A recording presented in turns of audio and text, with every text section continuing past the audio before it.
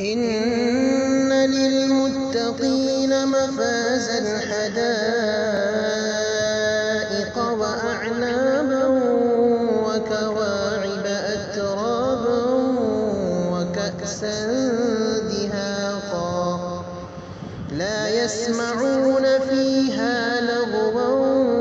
ولا كذابا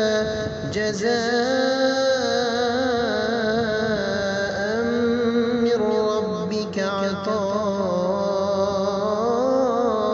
حسابا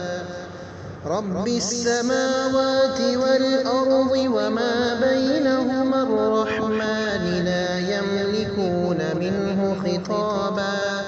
يوم يقوم الروح والملائكة صفا لا يتكلمون إلا من أذن له الرحمن وقال صوابا ذلك اليوم الحق فمن شاء